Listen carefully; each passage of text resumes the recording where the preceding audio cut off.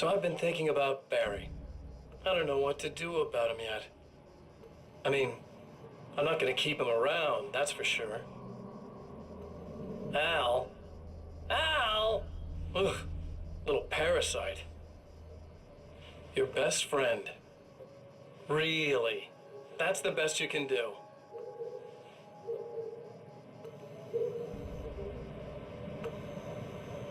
I actually kinda like the guy. He's a plucky little butterball. He plays the clown. That's a hard road to take. But I don't need him sticking his fat face in my business. Did you know he's been hanging out with the sheriff from that shitty little town? They keep in touch. Barry's about the only guy who insists that you're not dead. How about that?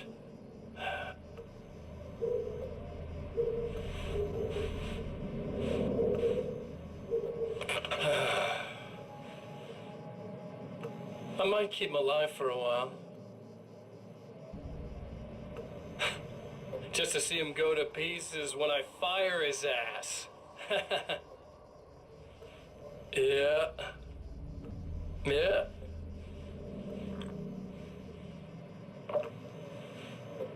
Yeah.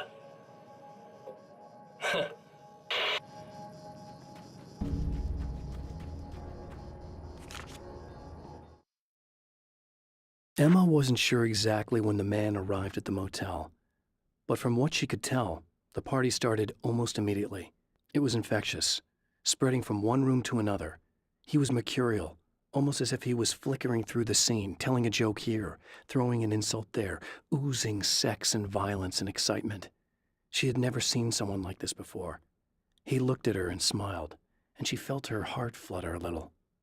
She knew he was the kind of man mothers warn their daughters about, but she told herself it didn't matter.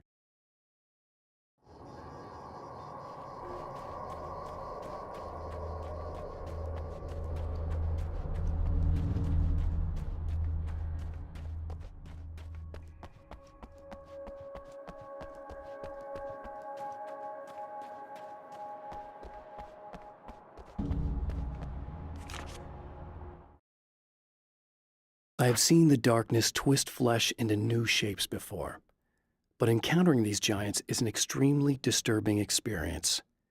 It's as if the genre has been switched on me. There's something out of Pulp Fiction. Twice as tall as normal men and stronger than forklifts, their lumbering gait and slow-witted demeanor brings to mind some kind of mean-spirited caricature of a feeble-minded hillbilly.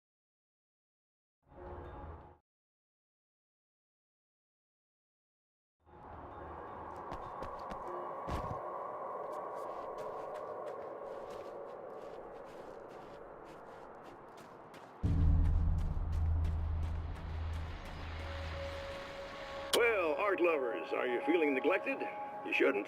You know Eddie Rodman's got love for you, which is why I actually hauled myself out of bed before noon, just so I could record an interview for your pleasure. Enjoy. Now, as I'm sure you all know, the annual Night Springs Visual Art Show is coming around again, and that's a big deal for all of us that are in the culture business. If you can call it a business. That's a little controversial, I know. Oh, that's okay. Money makes the world go around, no doubt about it. And that's one of my guests here at the studio, Serena Valdivia. She's a curator at the Night Springs Gallery of Visual Arts, and she's in charge of the NSVA Film Festival, held this year at the old Night Springs Drive-In Theater. Hello, Eddie. It's great to be here. And let me just say that it's a wonderful venue. Absolutely. And with her is one of the filmmakers, somebody who's actually primarily known as a renowned photographer, Alice Wake. Hello. Now, Alice, I've seen a lot of your work over the years. It's very impressive. My wife's a big fan, actually. Oh, thank you. You've gained quite a bit of fame as a photographer, but that's not why you're here, right? You actually have a film. That's a little surprising. For me, too. I really wouldn't be here at all if it weren't for Serena. You two are friends, I take it? Yeah, we move in the same circles. So, about a year ago, I heard about all this footage she'd shot, and I got to see some of it, and then I started pestering her about actually putting it out there, because it was really good. I didn't really want to show it. It felt too personal. Well, yes, I can understand that. It features your husband, and he's, He's dead. I thought he was missing. It's been 2 years. This sounds awful, but yes, I believe he's dead. Otherwise he would have, well, you know. Yeah, I understand. Well, hold that thought, and we'll be right back.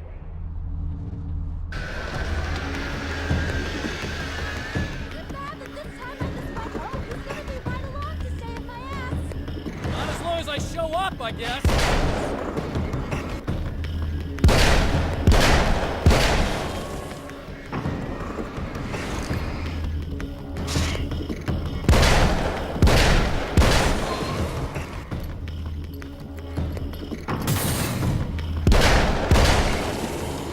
Now.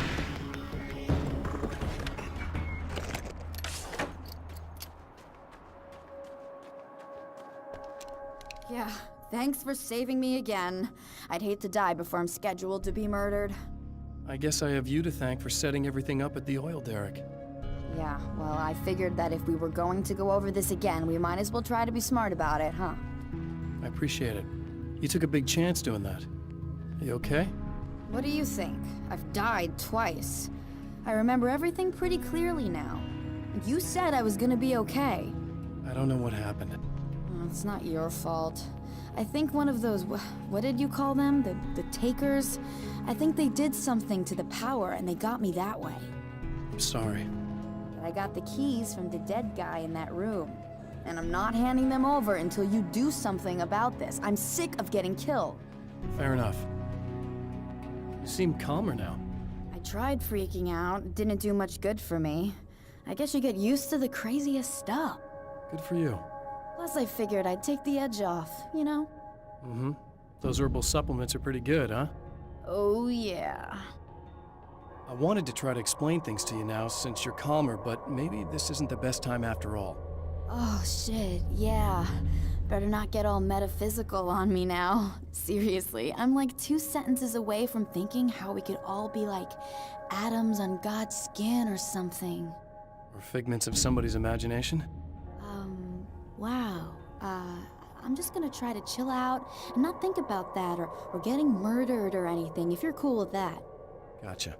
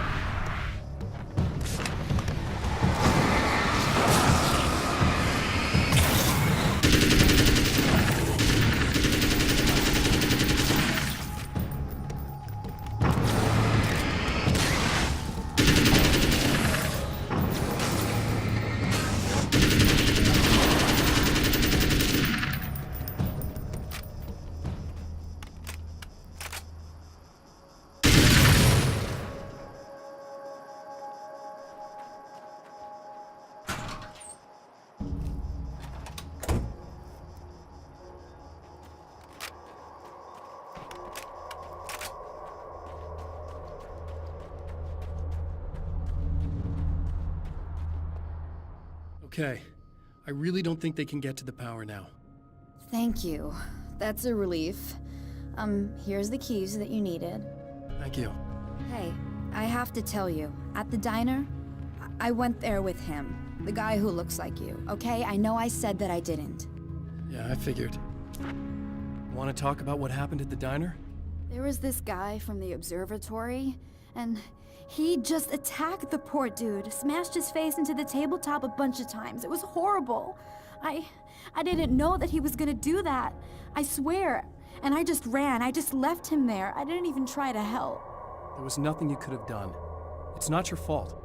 Well, he's dead in that motel room now, so excuse me if I feel pretty shitty about it anyway.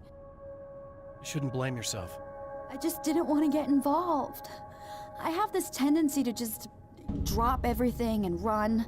I don't think I'm a bad person, but I didn't even call the cops. I'm such a coward. If you'd called the cops, we'd have dead cops. He's not human. Do you understand? It's not your fault. But I could have tried to stop him. Believe me, if you had, you'd be dead. You seem to be doing a little better now. Yeah, I guess it just got easier once I got this thing off my chest. I just feel so guilty about it, especially because I didn't pick up on any of the warning signs. I just really liked hanging out with him, you know? He was smart and charming and funny and hot. The way you could be, I guess. I guess. What's the deal with this guy anyway? He looks like you, he uses your name. Why does he do this stuff? I'm not sure myself. Maybe he's just evil or my dark half. He does a lot of the stuff I'm trying really hard to get away from. Things that just messed up my life.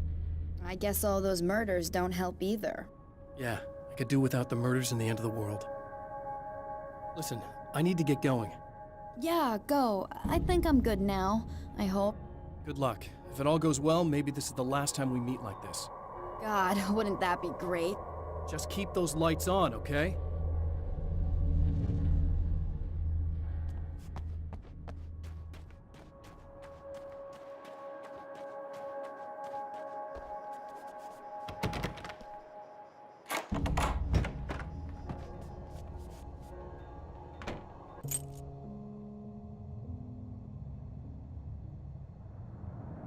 The fate of countless individuals hangs in the balance, threatened by the machinations of the Herald of Darkness. And yet, for a moment, the Champion of Light breathes a little easier. He has saved one life. For this moment, it is enough. And soon, perhaps, he can put an end to this.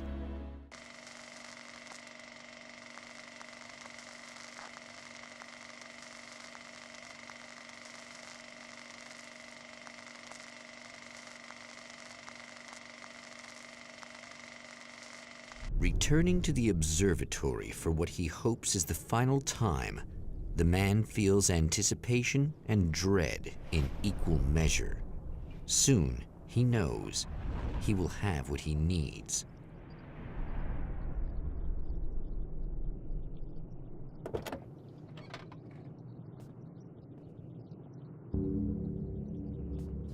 Hello, I was expecting you. I've already taken care of the imaging array, but you should still look into securing the primary coolant flow. With some luck, you may be able to light the area before these things even show up.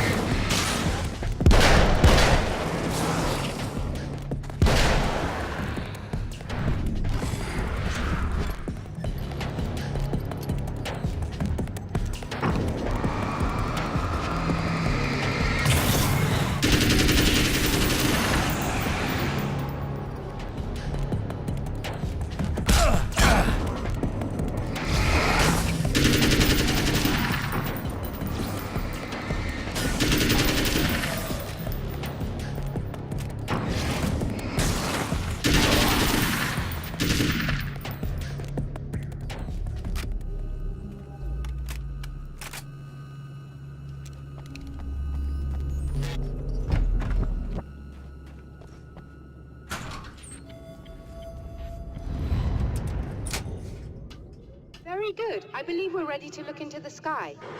Right there, Doctor.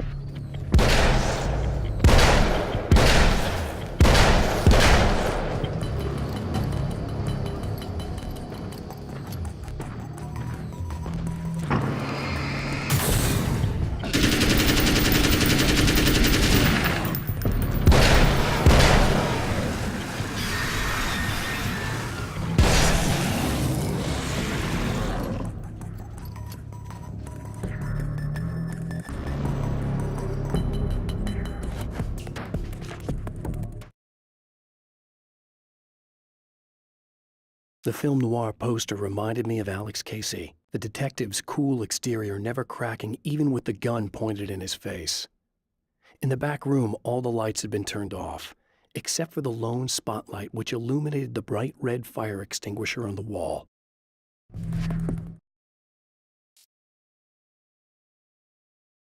This act of creation is exhilarating and frightening.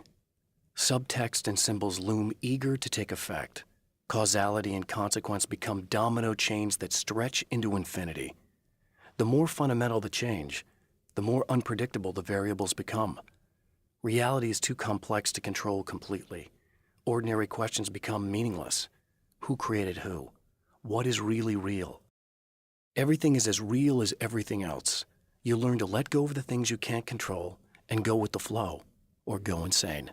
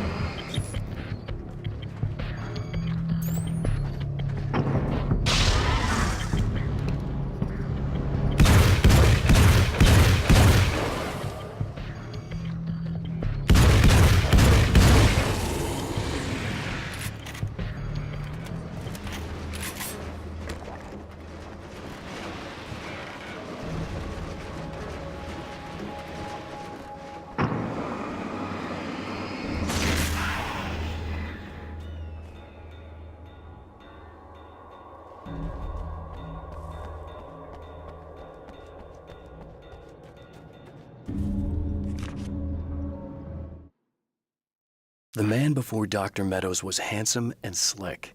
He moved with lazy confidence and didn't bother to pretend that he wasn't staring at her. She didn't mind, at first. Then the man flicked open the knife and shoved her out of the control room so she wouldn't hear the signal, whatever it was. Outside, she pulled her lab coat closed and thought about running. She didn't. She didn't think she'd get very far. Not from him. She never was entirely sure why he spared her.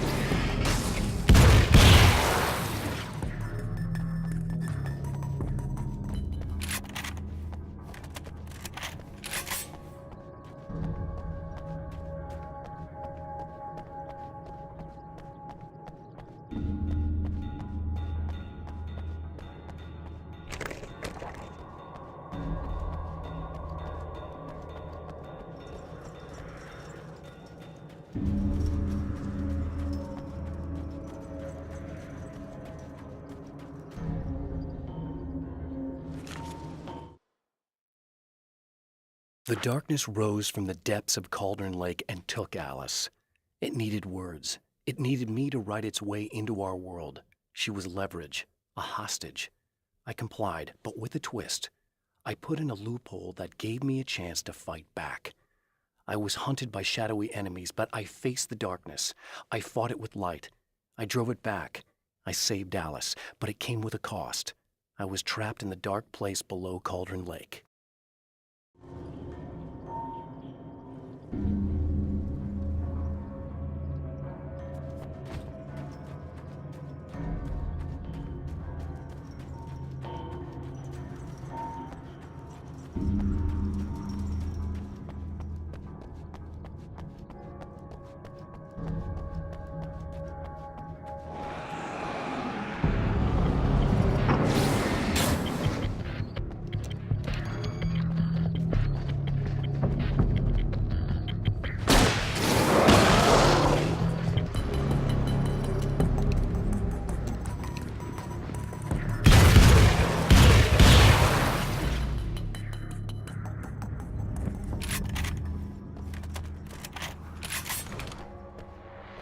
Thanks for tuning in for the second part of our interview with Serena Valdivia and award-winning photographer Alice Wake. Now, Alice, we were talking about your husband, Alan Wake. Is that a sore subject for you? Well, a little bit. Of course it is. The way I see it, we had our good times and our bad times, and on the whole, we had a lot of good times. He really made me happy. I don't mind being reminded of him. So you're over him? I don't know if I'll ever be that, entirely. I still think about him every day, literally. I still find myself hoping for... Well, sometimes I think I see him just standing somewhere, watching me. I think most people who lose someone they love experience things like that. But on the whole, I'm doing all right. 2 years is a long time to adjust, and I'm not really the type to wallow in the negative. Well, I know there are a lot of stories about Alan. He seemed to have... That's not really what the show's about, but look. Out of proportion. We have problems, but it's really frustrating because people like him, they love to tell these crazy stories and they never really knew him at all. Well, the character he created, Alex Casey, is a household name. The books still continue to sell. There's been talk of a TV series, a movie, a video game. Must be nice to know that his work is still being appreciated by so many readers. Yes, of course, but I don't really deal with the business side. I leave that to Alan's agent. That would be Barry Wheeler. Actually, I just interviewed him. He's currently in the music business. Mm-hmm. And he's also Alan's best friend. Do you two keep in touch? Or? We talk regularly. Like I said, he handles the business side. I think we should talk about her film. Yes, of course, you're right. I'm Eddie Rodman, talking to Alice Wake and Serena Valdivia, and we'll be right back.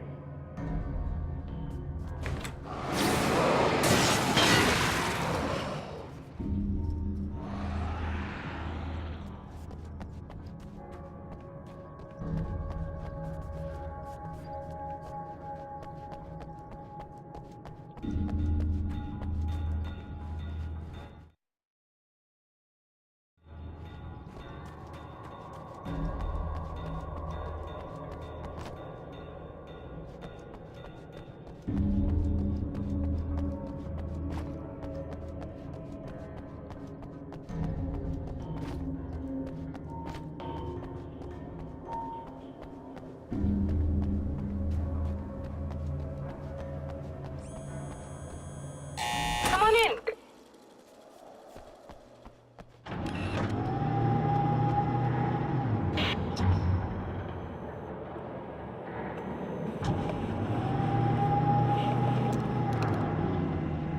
This is what you look like.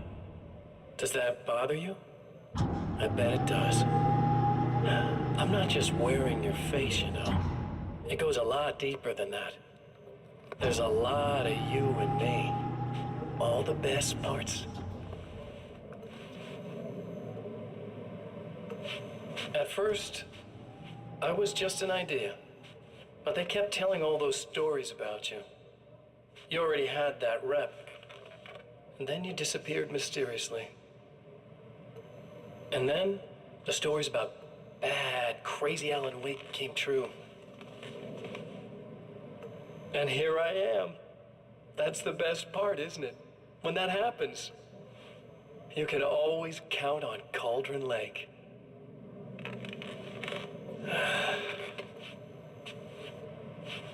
I'm just as real as you are. And I'm the improved version. No fears, no doubt, no weaknesses, no self-deception here. I don't let anything drag me down.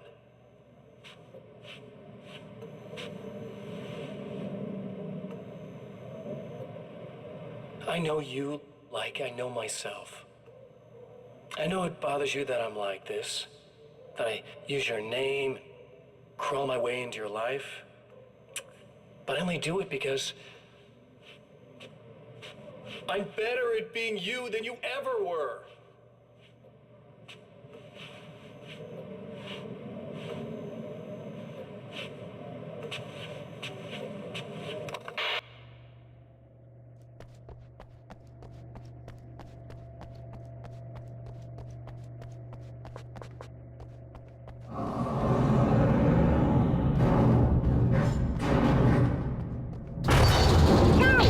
You need to protect the telescope or we can't complete the signal.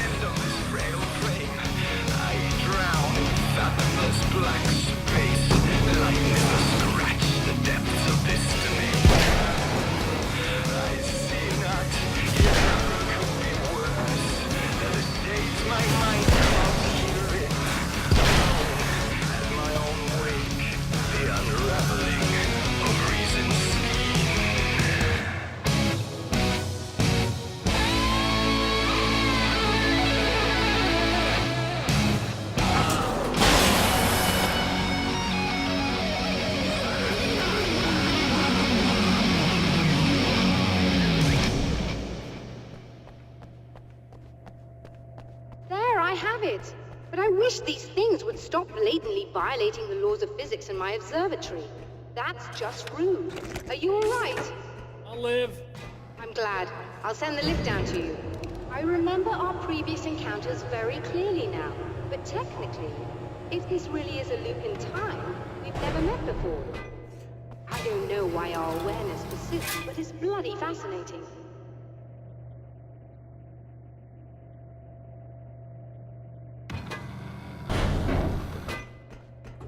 Doctor? You know, I know physicists who would give 15 years of their lives for a chance to experience something like this.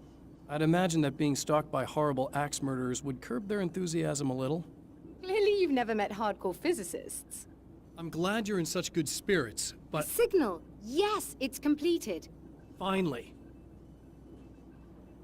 If all goes well, this should be the last time we go through the loop. You know, I just realized that I don't have any memory of what happens after you leave. What does that mean? I don't think it means anything. If everything goes well, you just keep going. I don't show up here like this again, no more bad guys. Things go back to normal. Let's hope you're right. I'd love the opportunity to look into this in more detail. Looks like you've accepted the situation.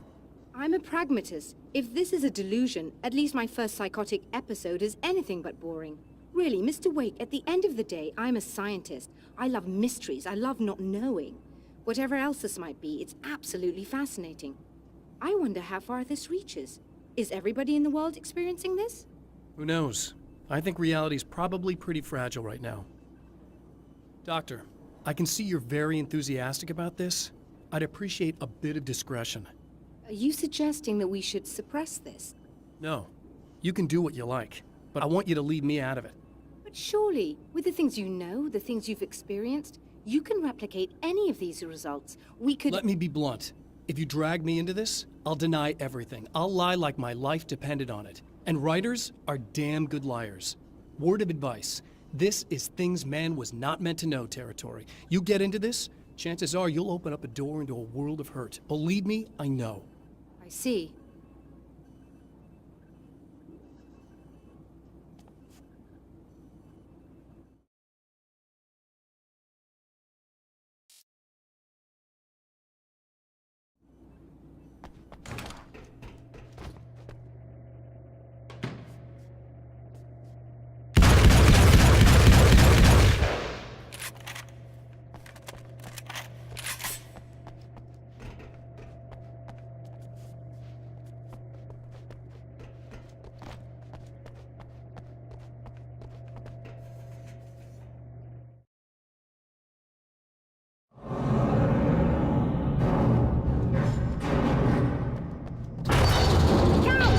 You need to protect the telescope or we can't complete the signal.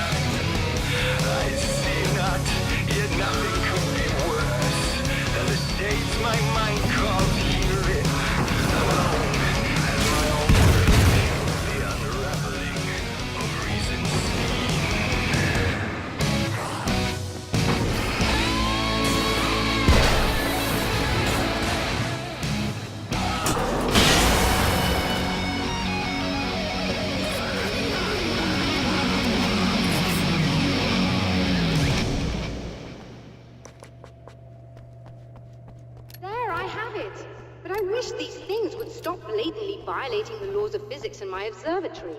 That's just rude. Are you all right? I'll live. I'm glad. I'll send the lift down to you. I remember our previous encounters very clearly now, but technically, this really is a loop of time. We've never met before. I don't know why our awareness persists, but it's bloody fascinating.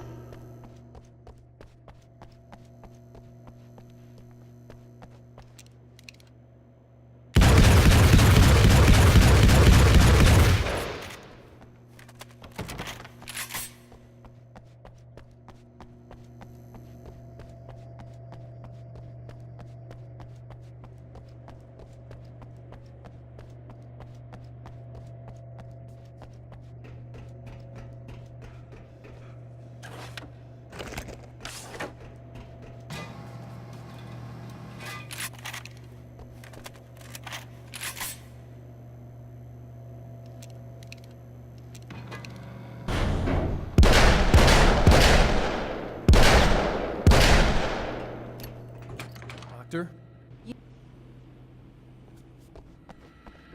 In a strange way, he feels at ease. He is armed with his own words, and when the time comes, they will be enough or they will not. For now, he's content to let the currents take him toward the final confrontation.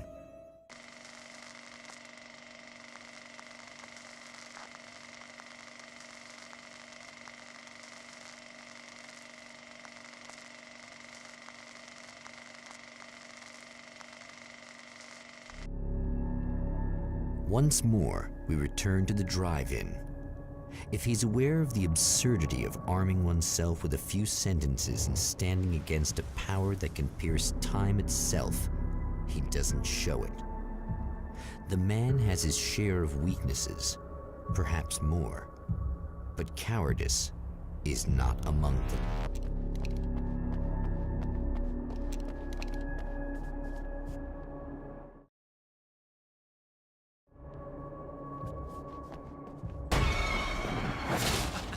Oh, you got yourself a little bland, do you?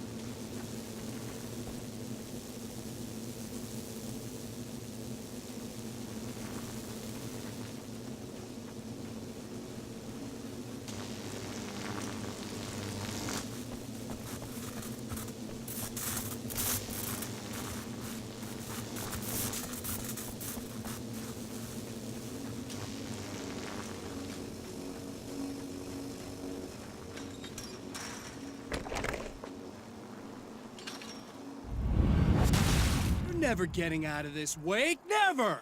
Don't worry. I'll take care of your wife and your life. You're starting to sound a little desperate.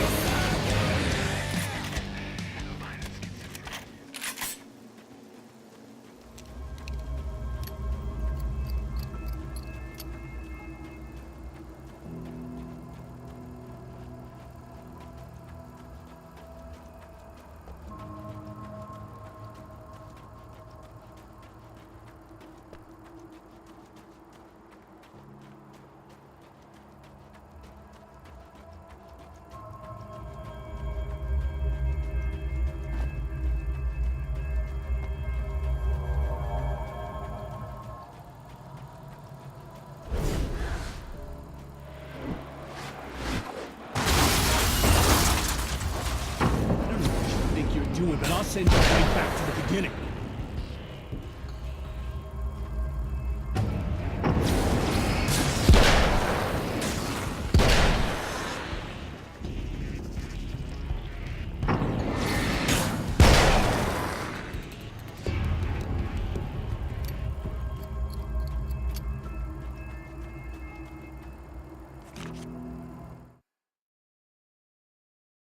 When the dark man's eyes suddenly locked into Serena's, she flushed hot. They ignited a black fire in her. He was talking. He wanted the power turned off. He said something about the projector booth. She hooked a finger under his belt buckle. He grabbed a hold of her throat and twisted until it hurt. Somewhere deep inside, a part of her screamed in paralyzed horror, but the moan that escaped from her throat had no panic in it. "Pay attention," he said. "Business first." His eyes glittered shamelessly. Hers did too.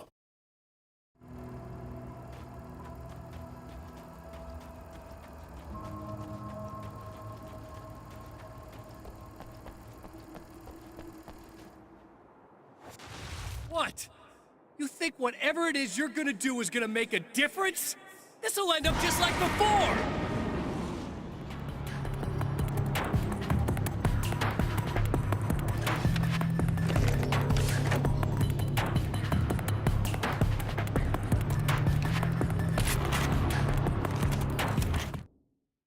There's more to fighting the Taken than just burning away the darkness that protects them. When I'm fighting for my life, I find myself slipping into a state of intense concentration that makes the beam of my flashlight seem more powerful and focused. I used to think it was just my imagination, something brought on by the adrenaline and fear of death, but now I'm not so sure. I've been touched by powers that I can't begin to truly comprehend, and they've left a mark.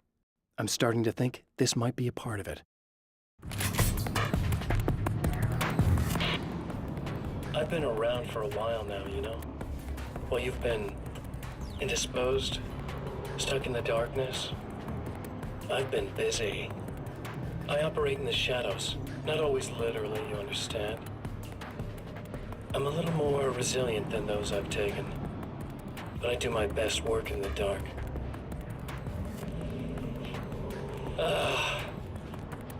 And there's so much darkness out there that goes deep. And the things that live in it are bad, big bastards. They don't mind getting a little bit of elbow room. All that chaos and madness, it doesn't really do that much down there. It's like pouring a glass of water into the ocean, right? But up here, yeah, you can really make an impact. All they need is someone to bring them all the way through. But first, I had to take care of you. You party pooper. You're stuck in an eternal cycle now. The sun's never coming up for you. Everything else? Do my thing. Getting a bit of quality time with Alice? That's a little something for me. And I deserve it.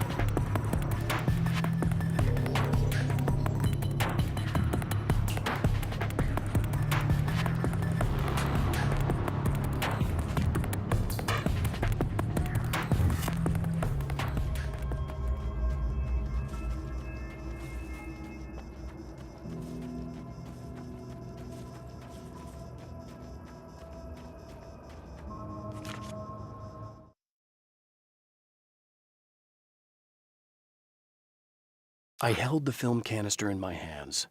I saw her name written across it in big letters, followed by the title. It was a time capsule, moments snatched from times gone by, from a past that I hoped could also be our future. It was my salvation, our chance to be together. A tin can with a bit of magic in it that she didn't even know about, something I could put to good use. There were only moments left before I had to face him.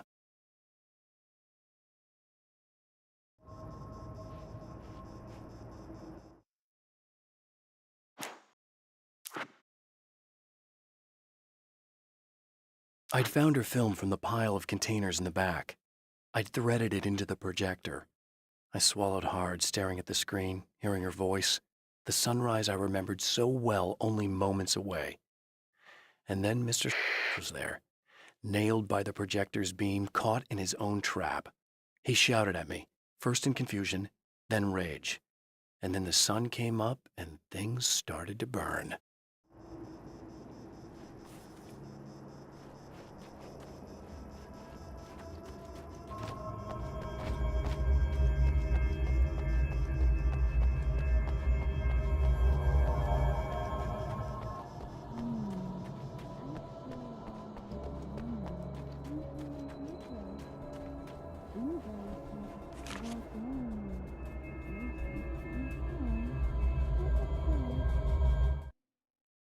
The clothes I wear now I shaped from dreams and memories.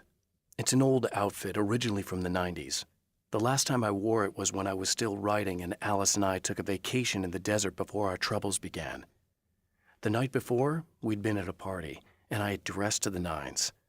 On that lazy day, I put on these old clothes, worn and comfortable. Alice made a joke about grunge.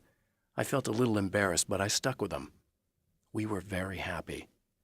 I'm sheathed in good memories to remind myself of what is at stake.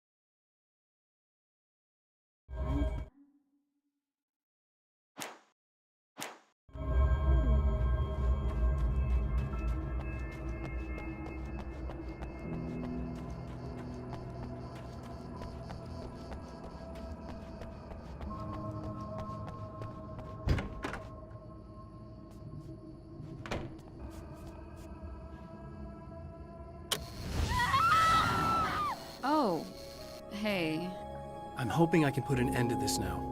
You'd better. I really don't want that to happen to me again.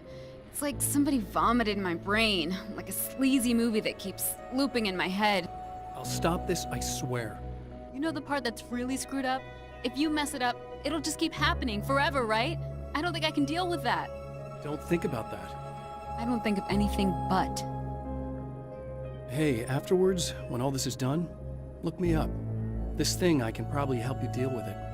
I don't know. It's almost like I'm not even in the same world anymore. Everything's just weird now. Yeah, I know. A lot of that'll pass with time. But being touched by the darkness, it's rough on you. It's a lot to process. And I just don't want you to get completely screwed up by this. Might be a little late for that, to be honest.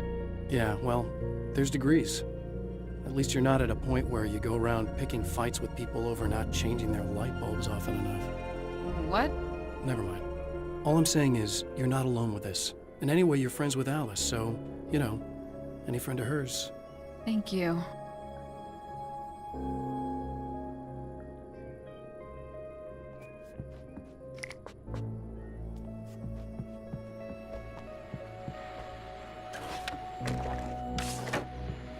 Hello, folks, and welcome to the third part of our pre-recorded interview with Serena Valdivia and renowned photographer Alice Wake. So, tell me about the film.